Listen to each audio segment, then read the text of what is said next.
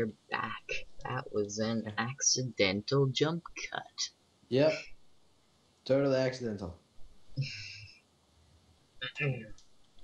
Editing Ethan, you better pull this together. Yeah, you better. You hear that, future Ethan? Yeah, I hear you. Where were we? And then there's this wry joke by Warren Spector, talking about the words that influenced his career during a talk at the DICE conference earlier this year. Powerful words: legacy, mentor, and Metacritic. Metacritic. That was actually a pretty funny joke. I don't know why they're making such a big deal out of it. Well, chatting with Obsidian head Fergus Oakhornhart for the profile I published in December of 2012, I asked about what had happened with Fallout New Vegas. It sucked. For legal reasons, he couldn't get into the specifics, because they're not legally allowed to talk to morons. I can't comment on contracts directly, he said. But what I can say is that in general, publishers like to have Metacritic scores as an aspect of contracts. As a developer, that's challenging for a number of reasons. The first is that we have no control over that. Though you have no control over your Metacritic score? Just make a good game. Make a good game. Don't have tons of bugs. You've got like a pretty good chance there. First is that we have no control over that, though we do have the responsibility to go make a brilliant game that can hopefully score 80 or 85 or 90 or something like that. You know, something in that general area. Yeah. Those 15 points out of 100. More than 10%. Actually, exactly 15%. That's not a small amount. According to Metacritic's rating scale, any game above 75 is considered good. But realistically, according to multiple developers I spoke with, publishers expect scores of 85 or higher because they hold their developers to higher standards than like good indie developers. Why is this so hard to comprehend? I don't know. A lot of times when we're talking to publishers, and there is no specific publisher that you know of, but there are conversations I've had which the royalty that we could get was based upon getting a 95. Jesus.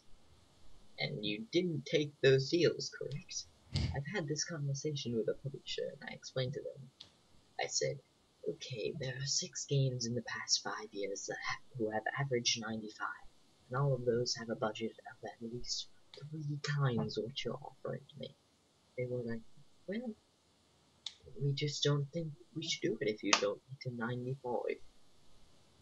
That's the developer's perspective. Now let's look at it from the other side. Say you're a publisher.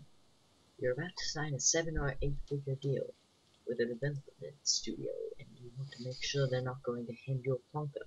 Why not use Metacritic as a security blanket in order to minimize risks of getting a right to hell retribution?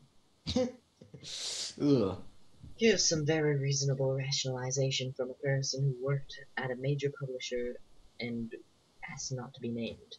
Let's say that a publisher wanted to pay $1 million up front. They wanted to pay that. They didn't need to. They wanted to. Yeah. Through milestone payments over the course of development.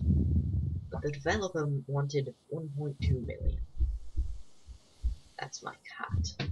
I will go let my cat out as you talk about something. Yeah, I feel like this, honestly, overall is very, very simple because, again, they're literally just saying if you make good games, you'll get more money. A lot of problems with gaming industry right now is that people just pump out games that just aren't good. They just keep pumping them out, and they're not good, but they still get paid a lot in these big chains titles. But then there are these smaller games that are really good, but they don't get paid for. And really, it's just one of the biggest things is the whole bugs, but still, like with the Fallout New Vegas example of the bugs being what really is bringing it down. It's not a bug, Which it's a feature.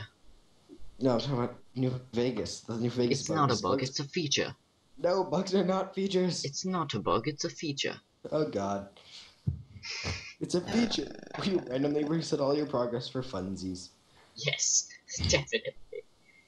There's some very reasonable. I didn't have that problem because I never got far enough in the game that it would matter if I had to reset my progress because it's not a very good game. If they wouldn't budge, sometimes we would offer to make up the difference in a bonus paid out only if the game hit a certain Metacritic score. So basically, they get the money up front, but if the developer wanted more money, if they got a good amount of money, if they got a good amount of ratings, like if they got good ratings, then they would get paid what they wanted to be paid, no matter how usually absurd, like $1.2 million. That seems like a very reasonable system to me. I don't know about you, but Yeah, it seems really reasonable to me. As long as you make a good game, you get paid. more. Yeah. It's Then called a if you, bonus. That's yeah, why it's called a bonus. Why don't you know game terminology? You make games. make That them good. conversation could happen during development too. Maybe a developer wanted more time and more money in the middle of production to make a better game. So the counter was, if you're so sure it will make a better game, it will make the game better, we're going to tie additional funds to the Metacritic score. It was a way to minimize risk. So basically, they're giving them more money if they make a good game. I still don't see your point, Kotaku. Oh, but a different person who once worked for major publishers and requested anonymity because he was not authorized to speak on this issue, and Kotaku has no, like, respect for the privacy of companies or anything, really.